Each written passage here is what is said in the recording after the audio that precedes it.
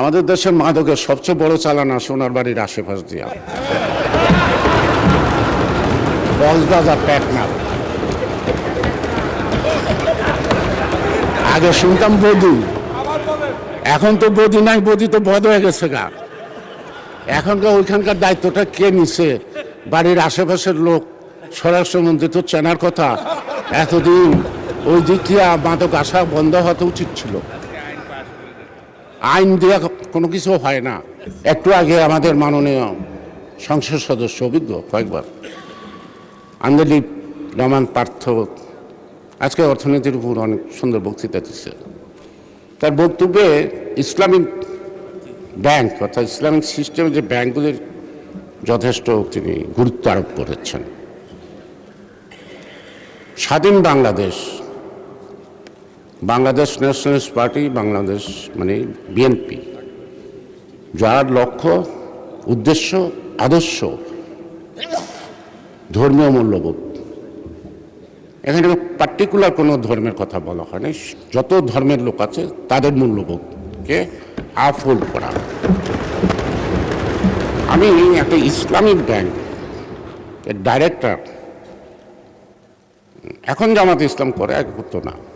প্রতি সপ্তাহে সর্বোচ্চবার বিকাশ পেমেন্টে 50 জন হবেন পেমেন্ট চ্যাম্পিয়ন। জিতে নিন টিভি সহ আকর্ষণীয় সব প্রাইজ। তাকে একদিন একটা চাকরির জন্য বললাম যে তোমার ব্যাংকে একটা চাকরি দাও। তো বললো দাদার নামটা পাঠিয়ে দেন। নামটা পাঠিয়ে দিয়ে বলতো দাদা সরি, ও তো হিন্দু, এই চাকরি তো আমি দিতে পারবো না।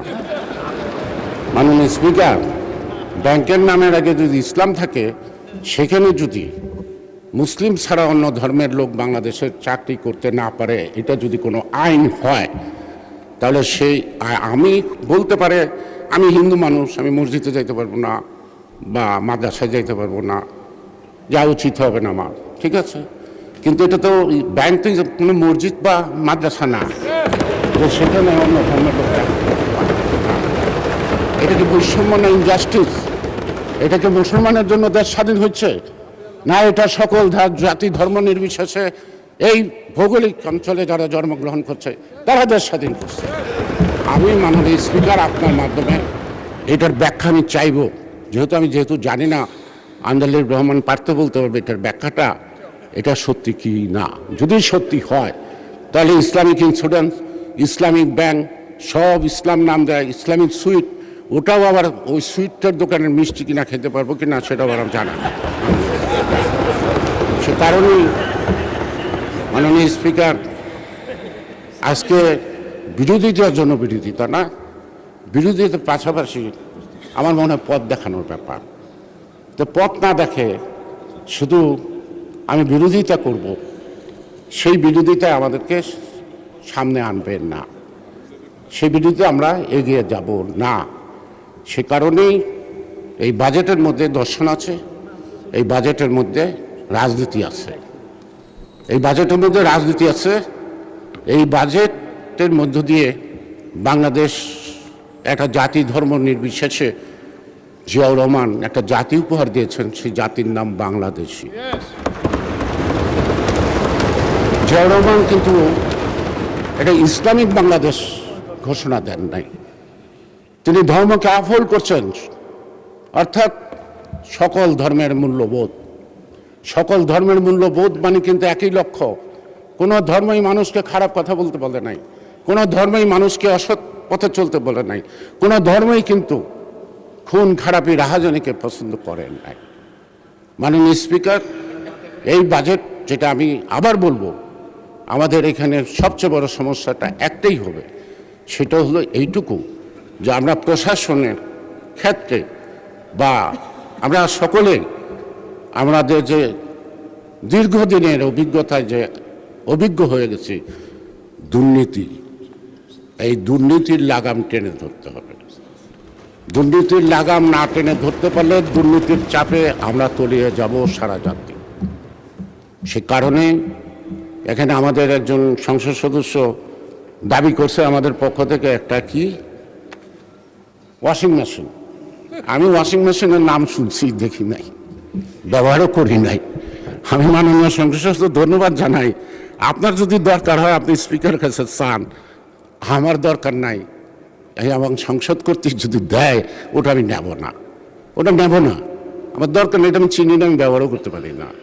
সুতরাং মাননীয় সংসদ সদস্যদের এই অভাব যদি একটা হয়, কি ওয়াশিং মেশিন হয়, তো বাংলাদেশের মানুষের যে কত অভাব, সেই অভাবের যদি তাকান তাহলে বুঝতে পারবেন এই বাজেট অপ্রতুল, এই বাজেট বিগ বাজেট না। আরেকটা বিষয় আছে মাননীয় স্বরাষ্ট্রমন্ত্রী, আমাদের দেশের মাদকের সবচেয়ে বড় চালানা সোনার বাড়ির আশেপাশ দিয়া কক্সবাজার টেকনা। আগে শুনতাম বধূ, এখন তো বধূ নাই, বধূ তো বধ হয়ে গেছে গা। এখনকার ওইখানকার দায়িত্বটা কে নিছে? বাড়ির আশেপাশের লোক। স্বরাষ্ট্রমন্ত্রী তো চেনার কথা, এতদিন ওই দিক দিয়ে মাদক আসা বন্ধ হতে উচিত ছিল। আইন দেওয়া কোনো কিছু হয় না, আইন কার্যকরী করার জন্য সাহস লাগে, সৎ সাহস লাগে, ইচ্ছা লাগে। সুতরাং আমাদের একটা বড় চ্যালেঞ্জ এখন বাংলাদেশে মাদক আসক্ত। এই আমার এলাকায় মানে ঢাকা 3 একটা হসপিটালে সাইনবোর্ড লেখা আছে, আমাদের মাননীয় সাবেক মন্ত্রী মোশাররফ ভাই তার নাম লেখা আছে, এখানে উদ্বোধন করছেন এবং আমানুল্লাহ সাহেব উপস্থিত ছিলেন। একটা স্টোন আছে, 10 শয্যা বিশিষ্ট একটা হসপিটাল, পুরা মাদকে আক্রান্ত, মানে রুগীও নাই, ডাক্তারও নাই, দারোয়ানও নাই, মাঝে মাঝে খুন হয়। একটা নির্বাচনী এলাকার মধ্যে 10 শয্যা বিশিষ্ট একটা হসপিটাল আছে। কি গর্ব আমাদের, কি অহংকার, আমরা কত আগাচ্ছি, কত কিছু করে ফেলেছি দেশের জন্য। যেখানে আদমশুমারি অনুযায়ী লোক সংখ্যা হলো 6 লক্ষ, 6.5 লক্ষ, কিন্তু বেসরকারিভাবে 15 লক্ষ লোকের উপরে বসবাস একটি আসনে, ঢাকা 3-এ। সেখানে একটা হসপিটাল আছে, তার মধ্যে মাদক আসক্ত। তা মাননীয় স্পিকার, আমার মনে হয় আমার সব কথার মধ্যে সব দাবি হয়ে গেছে। এখন আমরা সাহসিকতার সাথে আমাদেরকে এগুতে হবে। দেশ স্বাধীন করতে যখন বিরোধিতার মধ্যে পড়ছিলাম, আপনিও পড়ছিলেন, সকল বিরোধিতাকে কাটিয়ে যখন দেশটা স্বাধীন করতে পারছি, আজকে বহুদিন পরে এই অর্জিত গণতান্ত্রিক সরকার এবং গণতান্ত্রিক এই পার্লামেন্ট আমার মনে হয় সকল বাধা বিপত্তিকে অতিক্রম করে, মোকাবেলা করে আমরা আমাদের লক্ষ্যে পৌঁছতে সক্ষম হব। মাননীয় স্পিকার, আপনাকে ধন্যবাদ। যদি বাকি সময় থাকে এটা অনেকে দেন, তারা